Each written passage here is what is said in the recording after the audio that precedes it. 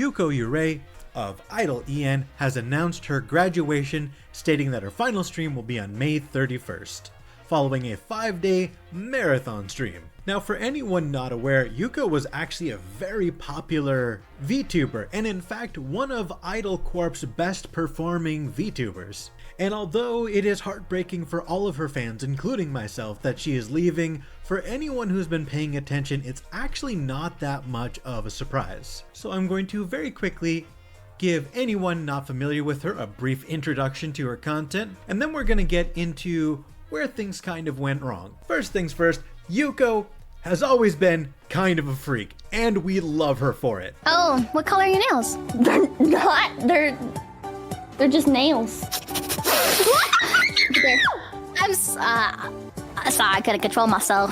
I can tell. You should watch yourself, Yuko. You're kind of a freak. Okay, you hired me, you bitch. You should have known better. Don't call me a bitch. It's offensive. Anyway, call me a bitch in return, so we're even. No, because you'll get off to it. You're a freak. You gotta be a pretty big freak to freak out someone like Pipkin Pippa. And it probably won't surprise you that when you have a little bit of a freaky nature, you attract some equally freaky fans. So imagine if I was this really, really cool brand of Adidas, okay? And I was in a box. You would let me out, right? You would let me out and you would use me. You would use me, right? I could be useful to you. Do I need to clean you after use, or are you self-cleaning?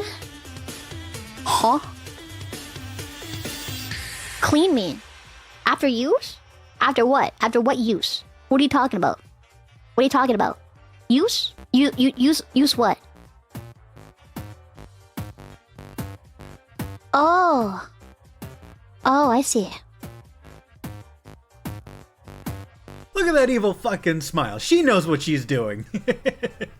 Now, it probably won't surprise you that when you're a freak and you've got a freaky audience, some girlfriend experience content is bound to happen. Now, of course, it all kind of started off as mostly a joke. Hi there. Come here often? Wow, you do? That's crazy.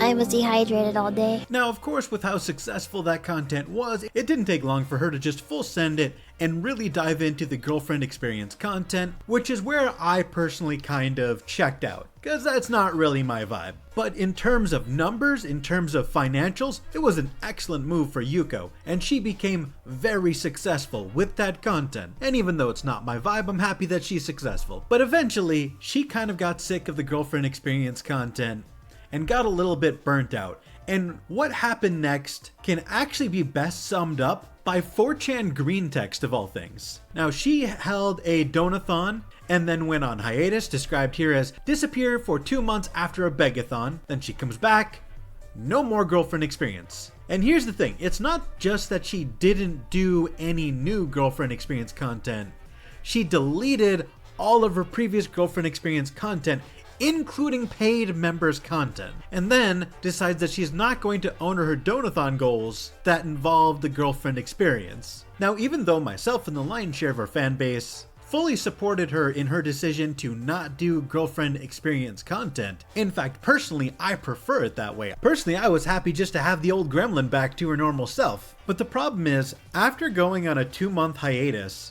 and no longer doing her most successful form of content, it probably won't surprise you to know that her numbers suffered greatly. Cause her biggest whales aren't checking in and consuming her content, so her analytics aren't looking great, and with her biggest donators no longer donating, financially suffering as well. Pile that on top of existing content creator burnout, and Yuko was not doing well, with people even screenshotting one of her members' streams where she got drunk and started crying about how she doesn't want to go back to working at Starbucks. And look, I get it. Working at Starbucks or really any other service industry job sucks ass. And here's the thing, even though many of her fans were supportive, her most passionate fans, unicorns as some people called them, were furious, with previous fan accounts even going so far as to say she's a bad person who lied to and abused her fans for over a year, saying that she emotionally manipulated her community for clout.